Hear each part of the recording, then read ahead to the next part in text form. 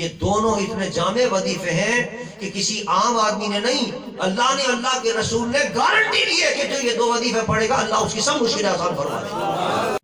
مزید ویڈیو دیکھنے کے لیے ہمارے چینل کو ابھی سبسکرائب کریں۔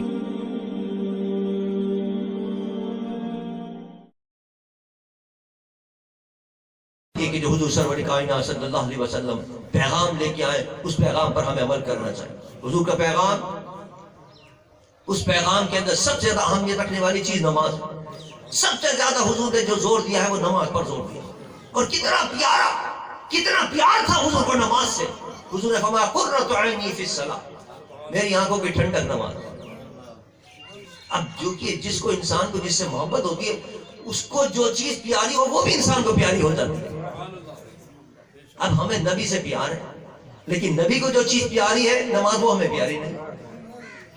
ہمیں جناب تکلیف ہوتی ہے نماز پڑھنے کے لیے، ہمیں دکھ ہوتا ہے نماز پڑھنے کے لیے، ہمیں صبح اٹھنے میں تکلیف ہوتی ہے، ہماری آنکھوں کی ٹھنڈک نہیں ہے نماز۔ اس کا مطلب یہ کہ ہمیں سچا پیار نہیں ہے نبی سے۔ اگر نبی سے سچا پیار ہو تو حضور کی سب سے پیاری چیز جو ہے وہ نماز ہے۔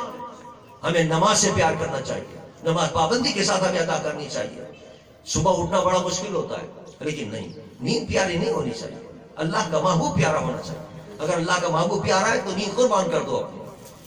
انسان کھیتی باڑی کے اندر لگا ہوا ہے، اپنی دکان میں لگا ہوا ہے، اپنے کسی کام میں لگا ہوا ہے، لیکن جب نماز کا وقت آئے سارے کام چھوڑ دو، سارے کام چھوڑ کے دوڑتے ہوئے پہلے نماز کی طرف آؤ، نماز ادا کرو۔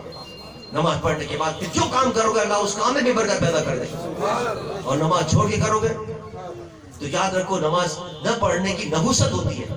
انسان کے اعمال کے اوپر بھی، اس کے گھر بار کے اندر بھی، اس کے کاروبار کے اندر بھی نحوست پیدا ہوگی۔ انسان اگر نماز نہیں پڑھے گا اور نماز پڑھے گا تو پھر اس کی برکتیں حاصل ہوں گی، اس کے کام میں بھی برکت ہوگی، اس کے رزق میں برکت ہوگی، اس کے مال میں برکت ہوگی، اس کی اولاد میں برکت ہوگی، گھر کی پریشانیاں دور ہوں گی، مشکلیں آسان ہوں گی۔